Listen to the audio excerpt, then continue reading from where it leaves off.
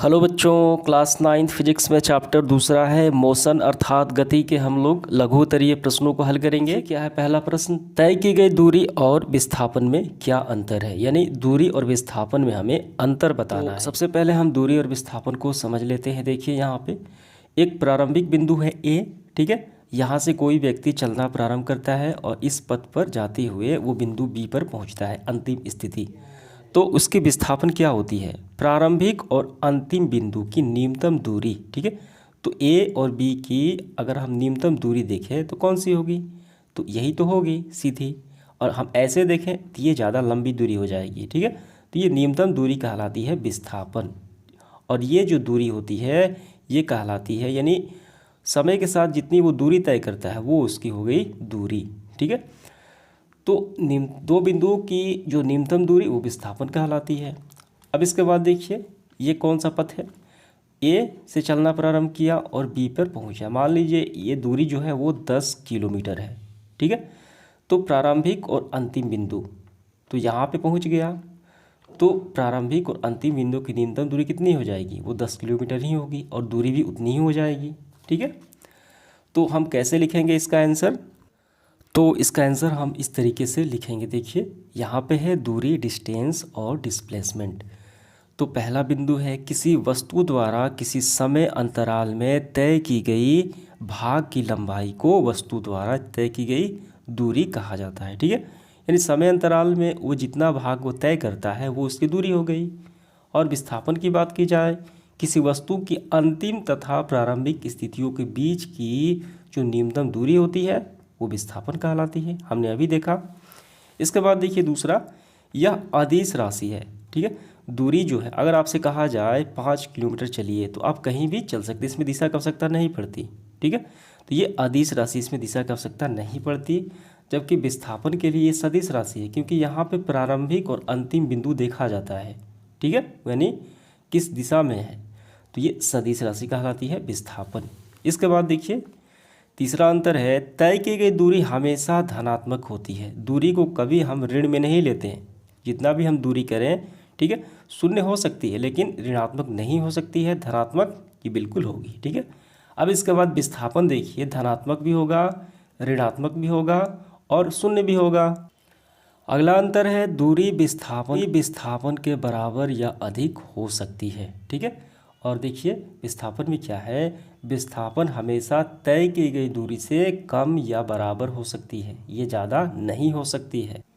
क्योंकि जब दो बिंदुओं को हम देखते हैं तो वहाँ पे न्यूनतम दूरी ही ली जाती है। दूरी तो अगर हम ज़्यादा भी हो सकती है लेकिन दूरी से कम कौन सा होगा, विस्थापन होगा, क्योंकि ये दो बिंदुओं की न्यूनतम दूरी को ही विस्थापन कहा जाता है। बराबर भी हो सकता है, कैसे, जैसे बिंदु ए से कोई व्यक्ति चलना प्रारंभ करके बिंदु बी पर पहुंचता है और पुनः बिंदु बी से ए पे आ जाता है, तो दूरी तो उसकी मान लीजिए ये 10 मीटर है और फिर आ गया तो 20 मीटर हो गई दूरी, लेकिन विस्थापन तो शून्य हो गया। प्रारंभिक और अंतिम बिंदु तो उसकी वही होगी कि वो वापस आ गया, तो विस्थापन शून्य हो सकता है, ठीक है। इतना अंतर आपका काफ़ी है। ये प्रश्न क्रमांक पहला का आंसर समाप्त हुआ। दूसरा सवाल देखिए क्या है, चाल और वेग में अंतर स्पष्ट हमें करना है। तो ऐसे हम लिखेंगे, चाल और वेग में अंतर निम्नलिखित है, स्पीड और वेलोसिटी। यहाँ पे देखिए पहला अंतर, किसी वस्तु द्वारा 1 सेकंड में यानी इकाई समय में, एकांक समय में तय की गई दूरी को वस्तु का चाल कहते हैं, ठीक है। जैसे 5 मीटर प्रति सेकंड, 10 मीटर प्रति सेकंड, ये सारे क्या है, ये सारे चाल हैं। दूसरा देखिए वेग की बात की जाए, किसी वस्तु द्वारा 1 सेकंड में एक निश्चित दिशा में तय की गई दूरी उस वस्तु का वेग कहलाती है, ठीक है।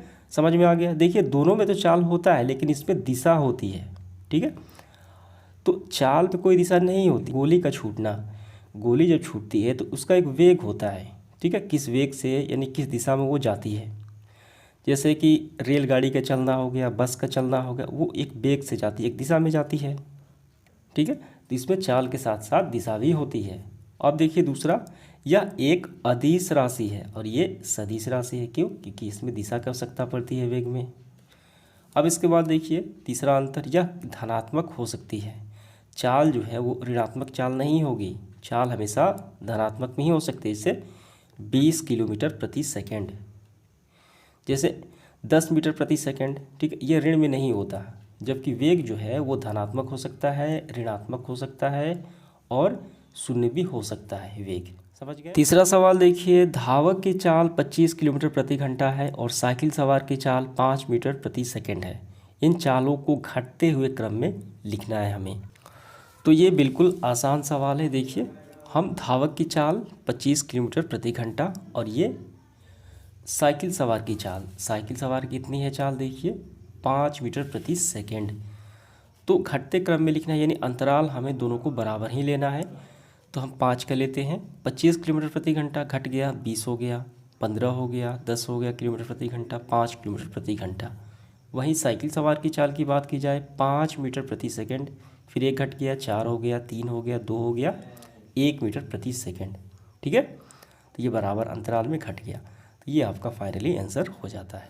चौथा सवाल देखिए क्या है, एक समान त्वरण क्या है। ठीक है, यानी अचर त्वरण क्या है, त्वरण नहीं बदलता। त्वरण जब किसी वस्तु के वेग में बराबर समय अंतराल, चाहे समय अंतराल कितना ही छोटा हो क्यों न हो, बराबर परिवर्तन होता है। कौन सा, वेग में बराबर परिवर्तन होता है चाहे समय अंतराल कितना भी छोटा हो। ठीक है, तो उसका त्वरण एक समान अचर त्वरण कहा जाएगा। देखिए यहाँ पे समझिए, ये समय है 5, 10, 15 ये सेकंड में है और ये वेग मीटर प्रति सेकंड में है। शून्य है, ये 5 बढ़ा 5 सेकंड हुआ तो वेग देखिए 5 मीटर प्रति सेकंड। 10 सेकंड हुआ 10 मीटर प्रति सेकंड। तो बराबर समय अंतराल में बराबर वेग जो है ये मान बढ़ रहा है। ये क्या हो गया, ये हो गया आपका एक समान त्वरण, अचर त्वरण। ठीक है, समझ गए। तो ये आपका आंसर हो गया। पांचवा सवाल देखिए, किसी वस्तु की प्रारंभिक चाल यानी उसका प्रारंभिक वेग कितना है 24 सेंटीमीटर प्रति सेकंड और उसका त्वरण देखिए कितना है, ए का मान -4 सेंटीमीटर सेकंड स्क्वायर है। रुकने से पहले वस्तु द्वारा तय की गई दूरी हमें ज्ञात करनी है, एस का मान ज्ञात करना है। सबसे पहले जो मान दिए गए हैं हम उसको नोट डाउन करते हैं। तो यहाँ पे ध्यान दीजिए, यहाँ पे प्रारंभिक वेग कितना दिया गया है 24 सेंटीमीटर प्रति सेकंड, त्वरण है -4 सेंटीमीटर प्रति सेकंड स्क्वायर और अंतिम वेग रुकने से पहले यानी उसका अंतिम वेग 0 ये सेंटीमीटर सेकंड स्क्वायर। ठीक है, समय नहीं दिया गया है, हमें एस निकालना है, दूरी ज्ञात करना है। तो सबसे पहले हम क्या ज्ञात करेंगे, हम फार्मूला लगाएंगे। एस का फार्मूला होता है आपका ut plus half AT square. ठीक है, तो यहाँ पे t का मान तो नहीं है, बाकी सबका मान है। तो सबसे पहले हम t ज्ञात करेंगे। ठीक है, तो यहाँ हम लिखेंगे समय के लिए, तो जो समत्वरण का फार्मूला होता है वेग परिवर्तन की दर। ठीक है, यानी v2 - v1 बटे t, तो त्वरण का फार्मूला होता है। इससे हम समय ज्ञात कर लेंगे। ए का मान देखिए कितना है -4, तो हम यहाँ पे लिख देते हैं -4 इक्वल टू v2 कितना है, तो ये v2 तो हमारा 0 है। ठीक है, ये 0 हो गया। v1 कितना है, देखिए v1 है 24, ये हो गया 24। समय कितना है, समय तो ज्ञात करना है। अब इसके बाद देखिए 0 में से 24 कटे ये माइनस हो जाएगा, तो यहाँ -4 यहाँ पे ऊपर हो जाएगा -24 बटे t बटे 1 क्रॉस मल्टीप्लाई हम कर देते हैं। -4 का t के साथ -4t हो गया और 1 का -24 हो गया, तो -24। माइनस और माइनस कैंसिल आउट हो गए। t इक्वल टू कितना हो गया 24/4, तो ये आपका हो गया 6। ठीक है, तो समय निकल के आ गया 6 सेकंड। अब समय जो आ गया हमारा, अब यहाँ पे हम मान रख देंगे। मान रखते हैं s इक्वल टू यू कितना है, प्रारंभिक है, देखिए प्रारंभिक वेग 24, t हमने अभी निकाला 6, 1/2, त्वरण कितना है -4 है, समय कितना है हमने अभी निकाला 6 का स्क्वायर हो गया। अब इसको गुणा कर देते हैं, 6 × 24 के 4, 6 दूनी 12, ये 14 हो गया। ठीक है, 144 प्लस 1/2, यहाँ पे देखिए कैंसिल आउट भी हो सकता है, हम इसको कैंसिल आउट कर देते हैं, ये 2 हो गए। ठीक है, माइनस का 2। अब ये 36 दूनी 72, लेकिन माइनस का 72।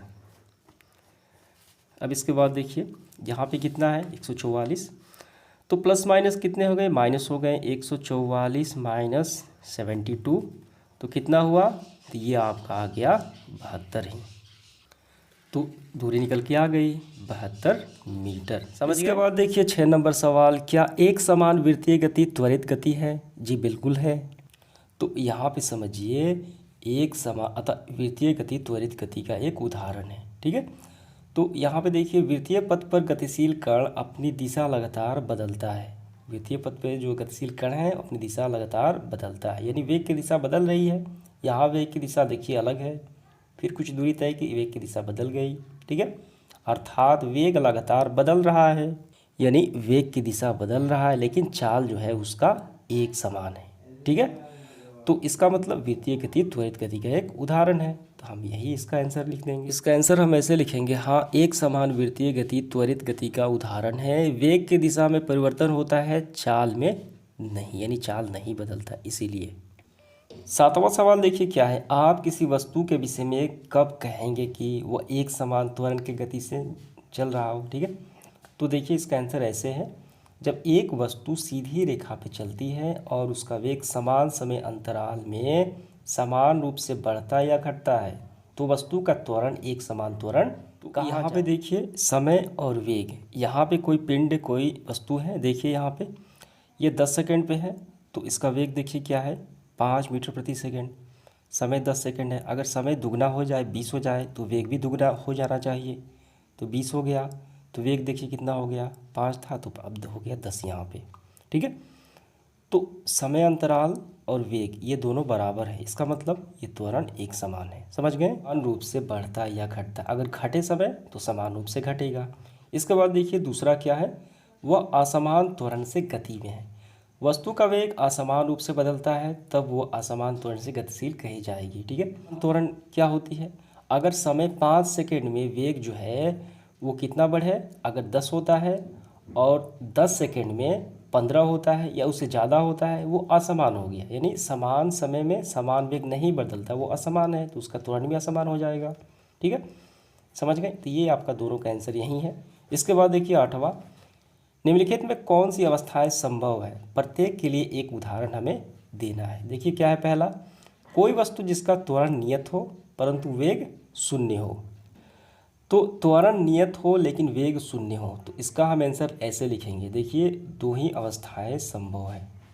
ठीक है, दोनों ही अवस्थाएं संभव है। उदाहरण के लिए पहला है ऊर्ध्वाधर यानी ऊपर की तरफ फेंकी गई कोई वस्तु, कोई गेंद उच्चतम बिंदु पर पहुंचती है तो उसका वेग क्षण भर के लिए शून्य हो जाता है, लेकिन त्वरण जो है यानी गुरुत्वीय त्वरण जी का मान वो नीचे की ओर लंबवत लगता है। ठीक है, वो नियत रहता है, वो नहीं बदलता। ठीक है, यहाँ पे देखिए कोई गेंद धरातल से फेंकी गई 10 मीटर प्रति सेकंड से, तो इस बिंदु पे आएगी तो कुछ क्षण के लिए रुकेगी तो उसका वेग शून्य हो जाएगा, पुनः वो नीचे आएगी। ठीक है, लेकिन त्वरण तो वही होगा, त्वरण जो गुरुत्वीय त्वरण है वो तो वही है, वो नहीं बदलता। इसका उदाहरण हम यही ले लेंगे। समझ गए, तो इसका आंसर आपको ये पूरा हो गया। इसके बाद देखिए दूसरा क्या है, कोई वस्तु किसी निश्चित दिशा में गति कर रही हो, उसकी दिशा निश्चित हो, ठीक है, जैसे ऐसे सीधे, ठीक है, यानी क्षैतिज, तो त्वरण उसके लंबवत हो। काफ़ी आसान है ये प्रक्षेप पथ में ऐसा संभव हो पाता है। ठीक है, प्रक्षेप पथ में जब वस्तु उच्चतम बिंदु पर पहुंचती है तो उसका वेग जो है वो क्षैतिज दिशा में आगे बढ़ता है, लेकिन उसका त्वरण जो है गुरुत्वीय त्वरण नीचे की ओर कार्य करता है। तो इसको देखिए हम इस तरीके से समझ सकते हैं, यहाँ से कोई गेंद फेंकी जाती, इस पथ को हम कहते हैं प्रक्षेप्य पथ। ठीक है, ऐसे ऐसे ढलान रूप में। ठीक है, तो ऐसे गेंद कोई फेंकी गई, ठीक है, उसका वेग ऐसे गया और फिर वेग हो गया ऐसे, तो एक सबसे उच्चतम बिंदु ये रहा। ठीक है, तो उच्चतम बिंदु ये रहा इसका। अब यहाँ पे देखिए, यहाँ पे ये त्वरण है, ठीक है, तो हम इसको गुरुत्वीय त्वरण लेंगे, तो इसका पथ जो है ऐसे क्षैतिज है। क्षैतिज का मतलब क्या होता है, इस तरीके का क्षैतिज, और ये हो गया आपका ऊर्ध्वाधर। इसका वेग जो है यानी वेग की दिशा इस तरीके से क्षैतिज है और नीचे कार्य कर रहा है आपका गुरुत्वीय त्वरण। ठीक है, तो वेग क्षैतिज और गुरुत्वीय त्वरण नीचे, ये हो गई लंबवत। समझ गए, तो यही होता है प्रक्षेप्य पथ। समझ में आ गया, आपको पूरा आंसर लिख लेना है। तो इसके बाद देखिए 9 नंबर क्या है, एक खिलौना कार द्वारा की गई पूर्ण यात्रा की स्थिति समय ग्राफ चित्र 2.34 में दिखाया गया है। ये रहा, किन अवधि के बीच, अब इस यहाँ से देखिए प्रश्न पूछा गया, किन अवधि के बीच कार सबसे तेज चल रही है। ठीक है। तो देखिए यहाँ पे काफ़ी सिंपल है। तो हम यहाँ देखते हैं, ये रहा समय, यानी घंटे में 3 घंटे से लेके 8, ठीक है, घंटे की अवधि में कार सबसे तेज़ चल रही है, यानी 30 किलोमीटर प्रति घंटे की रफ्तार से चल रही है, ठीक है। और देखिए दूसरा सवाल, किस अवधि में कार रुकी हुई है? तो हम देखते हैं शून्य अवधि में कार रुकी हुई है, ठीक है। तो इसका आंसर हम कैसे लिखेंगे पहला का? तो पहले प्रश्न का आंसर हम लिखेंगे 3 से 8 अवधि के बीच कार सबसे तेज चल रही है, ठीक है, 3 से 8 अवधि के बीच। इसके बाद देखिए दूसरा है, किस अवधि के बीच कार रुकी हुई है? तो शून्य अवधि में कार रुकी हुई है यहाँ पे। इसके बाद देखिए अगला सवाल, निर्देशांक रेखा पर किस अवधि में कार धनात्मक दिशा में चल रही है, यानी उसकी चाल धनात्मक यानी जुड़ रही है, बढ़ रही है, ठीक है, प्लस हो रहा है उसका चाल में।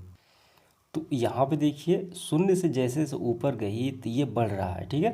तो ये पूरा हम बताएंगे। तो इसका हम लिखेंगे ऐसे, देखिए शून्य से ई निर्देशांक पर कार धनात्मक दिशा में बढ़ रही है, हम इसको मान लेते हैं ई, समझ गए। शून्य से ई निर्देशांक पर कार की चाल बढ़ रही है, ये धनात्मक दिशा में बढ़ रही है। अगला देखिए, किस अवधि में ऋणात्मक दिशा में चलती है, यानी कार की चाल कम हो रही है। देखिए 30, फिर 20, फिर 10, इसके बाद शून्य आ गई, ठीक है। तो वो हो जाएगी डी से सी अवधि में कार ऋणात्मक दिशा में चल रही है, मान लेते हैं डी और इसको मान लेते हैं सी। तो डी से सी की अवधि में इसकी जो चाल है वो ऋणात्मक यानी अवमंदन हो रहा है। ये पूरा आपको समझ में आ गया। तो यही चारों आपको आंसर करना। इसके बाद देखिए 10 नंबर, चित्र 2.35 में दो वस्तुएं ए और बी की गति दूरी समय ग्राफ पे दिखाया गया है। ये रहा ए और बी, दोनों में से किस ग्राफ की ढाल सबसे अधिक है? अब यहाँ से सवाल देखिए, दोनों में से किस ग्राफ की ढाल सबसे अधिक है? तो यहाँ से देखिए ए जो है वो शून्य से प्रारंभ हो रहा है, तो इसकी ढाल सबसे ज़्यादा है, ठीक है। तो इसकी देखिए सबसे ज़्यादा है, यानी 25 से भी ज़्यादा है, काफ़ी ऊंची है, तो ए की हो जाएगी। तो इसका आंसर हम चलिए करते जाएं। तो पहले का हम लिखेंगे ए ग्राफ की ढाल सबसे अधिक है, ठीक है, ये रहा। अब इसके बाद देखिए दूसरा, दोनों में से कौन तेज चल रही है? तो यहाँ पे देखिए ए शून्य से स्टार्ट हुआ और इसकी ढाल भी अधिक है, इसका मतलब ए ज़्यादा तेज चल रही है। तो यहाँ हम देखते हैं कि ए की चाल अधिक है, अधिक खड़ा है, अर्थात खड़ा है, अतः ए अधिक तेज है, समझ गए। इसके बाद देखिए अगला, किस समय पर, यानी समय बताना है, किस समय पर वस्तु ए वस्तु बी से आगे निकल जाएगी? तो यहाँ देखिए 40 सेकेंड में वस्तु ए जो है बी से आगे निकल जाएगी। तो ये रहा 40, तो ये 40 पे बराबर है, लेकिन 40 सेकेंड जैसे हुआ हम 41 ले लें, या हम देखिए यहाँ से 40 सेकेंड पर, ठीक है, ऐसे लिखेंगे 40 सेकेंड पे वस्तु ए बी से आगे निकल जाएगी। इसके बाद देखिए अगला, किस स्थिति पर दोनों वस्तुएं मिलेंगी? ये कौन सी स्थिति है? ये हो गई 20 किलोमीटर पर, यानी 20 मीटर पर, ठीक है। तो हम चौथा का लिखेंगे 20 मीटर की स्थिति में दोनों आपस में मिलेंगी। इसके बाद देखिए 10 सेकेंड और 50 सेकेंड पर उनकी स्थिति क्या है? तो 10 सेकेंड पे बी जो है ए से आगे है, लेकिन 50 सेकेंड पे ए जो है बी से आगे है, समझ। ऐसे लिखेंगे, देखिए 10 सेकेंड में ए बी से पीछे रहेगी, ए जो है बी से पीछे रहेगी, वही 50 सेकेंड में ए जो है बी से आगे निकल जाएगी, अर्थात ज़्यादा दूरी तय कर लेगी, कौन? ए बी से। तो ये पूरा आपका आंसर हो गया। इसके बाद देखिए 11 नंबर, काफ़ी इंपॉर्टेंट सवाल है ये। किसी कार का चाल समय ग्राफ चित्र 2.36 में यहाँ पे दिखाया गया है, ठीक है, चाल समय ग्राफ दिखाया गया है। तो कार की पहले 3 घंटे में, तो यहाँ पे देखिए ये 3 घंटे में, ये पहले 3 घंटे में हमें क्या ज्ञात करना है? त्वरण ज्ञात करना है। फिर 5 घंटे में, ठीक है, यानी यहाँ से फिर 5 घंटे में आएगा। कार का पहले 3 घंटे में हम लेंगे, हम tan थीटे पे लेंगे, उसकी ढाल देखा जाता है, तो tan थीटा, तो ये ढाल देखिए कितनी ऊंची है? 30, और बटे में हो जाएगा 3, तो कितना हो जाएगा? तो त्वरण हो जाएगा 10 मीटर प्रति सेकंड स्क्वायर, ठीक है। करते हैं, तो इसको हम ऐसे हल करेंगे, चाल समय ग्राफ की ढाल इक्वल टू त्वरण के बराबर होती है, यानी ढाल से हम त्वरण ज्ञात करेंगे। तो पहले 3 घंटे में त्वरण tan थीटा इक्वल टू, तो देखिए पहले 3 घंटे में यहाँ से tan थीटा, हम इसको थीटा ले लेते हैं, tan थीटा, इसकी ढाल कितनी है देखिए 30 है, और ये कितना समय है 3 है। तो 30 किलोमीटर प्रति घंटा और 3 घंटा कैंसिल आउट, 10 किलोमीटर प्रति घंटा स्क्वायर, क्योंकि ये त्वरण है तो ये निकल के आ गया पहले 3 घंटे में। इसके बाद देखिए, इसके बाद 5 घंटे में और अंत में 4 घंटे में। तो पहले अब इसके बाद 5 घंटे में देखिए, इसके बाद 5 घंटे में यानी 3 से 8, तो 3 से 8 ये 5 घंटे हो गए। तो यहाँ पे देखिए ढाल नहीं है, इसका मतलब हम थीटा यहाँ तो थीटा हम लेंगे तो tan 0 डिग्री का मान कितना होता है, वो 0 ही होगा, ये होगा 0 डिग्री, ठीक है, 0 किलोमीटर प्रति सेकंड स्क्वायर, ये हो गया आपका। अब इसके बाद अंत के 4 घंटे में त्वरण, तो अंत के 4 घंटे कौन सा होगा, ये रहा 8 4 12, ये हम निकालेंगे। तो tan थीटा हम लेंगे, ढाल देखिए कितनी है, ये हो गई ऊंचाई 30 और ये हो गई 4, तो 30/4 हो जाएगा।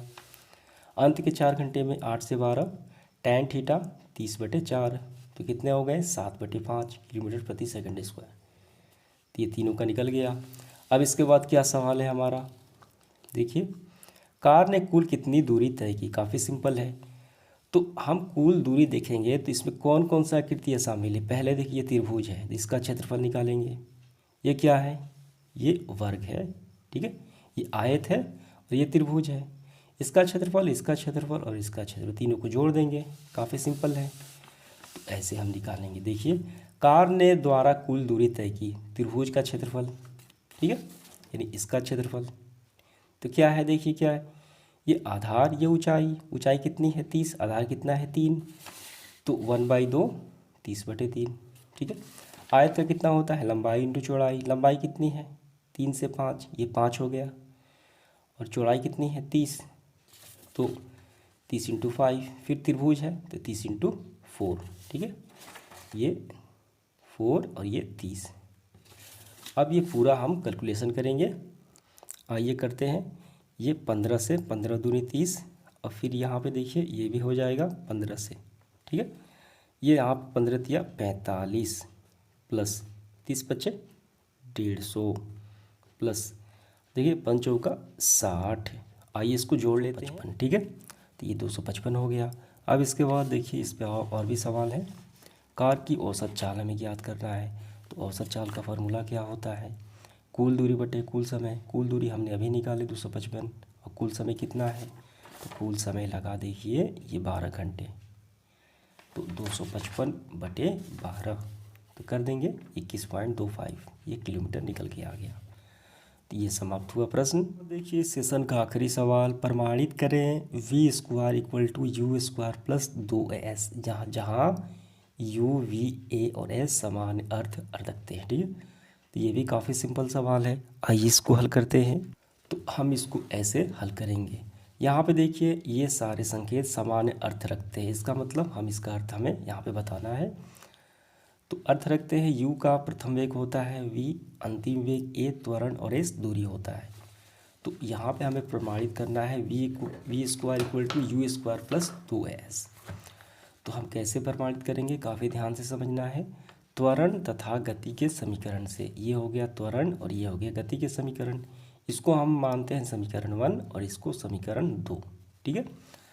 तो हम क्या करेंगे, यहाँ से t का मान निकाल कर हम समीकरण 2 में रख देंगे। तो समीकरण 1 से, ये रहा समीकरण 1, तो हम क्या करेंगे देखिए ये t भाग में है, इस तरफ भेज देंगे पक्षांतर, ये गुणा में हो जाएगा, ठीक है। तो यहाँ पे हमने यहाँ इसको लिखा, तो गुणा में हो गया, तो t हम निकालेंगे, ये गुणा वाली संख्या इस तरफ पक्षांतर, तो भाग में, तो t का मान निकल के आ गया v - u/a, अंतिम वेग माइनस प्रारंभिक वेग/a, ठीक है। अब ये समीकरण 2 में t का मान रखेंगे, समीकरण 2 है इसमें हम t का मान रख देंगे, जहाँ t है वो ये मान रख देंगे। तो देखिए s = u, t के स्थान पे v - u/a प्लस 1/2, a के स्थान पे फिर v - u/a, और ये स्क्वायर है t² हो गया। अब इसके बाद देखिए यहाँ पे कॉमन देखिए क्या है, v माइनस यू बटे ए कॉमन है, तो इसको हम बाहर निकाल लिए यहाँ पे और ये चला गया अंदर।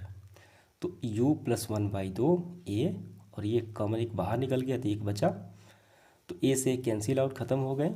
अब इसके बाद देखिए ये सारे ज्यों के त्यों, अब ये कैंसिल आउट हुआ तो ये अब क्या करेंगे, हम इसको जोड़ देंगे बट्टे पे के जोड़। तो 2 और 1 का एलसीएम 2 ही होता है 2 बार में, तो 2u प्लस 1। अब ये कैंसिल आउट, ये गुणा में है तो ये गुणा हम लिख देंगे।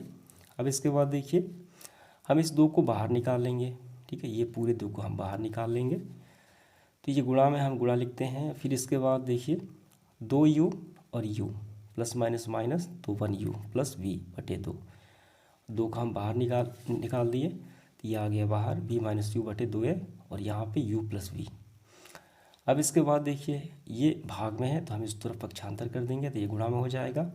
2as इक्वल टू कितना बचा, v माइनस यू, और ये u प्लस v बचा। तो ये फार्मूला होता है a minus b a plus b, क्या होता है a square minus b square, तो ये हो गया a और ये हो गया b, तो v square minus you square. ठीक है, अब हम क्या करेंगे, हम इसको प्रमाणित करना है, तो माइनस वी यू को हम उस तरफ भेज देंगे, ये प्लस में आ जाएगा, तो यू स्क्वायर प्लस 2s और यहाँ बचा वी स्क्वायर, ये प्रमाणित हो गया हमारा। समझ में आ गया आपको, तो इसी तरीके से आपको प्रमाणित कर लेना है। तो समाप्त होता है आज का सेशन, धन्यवाद।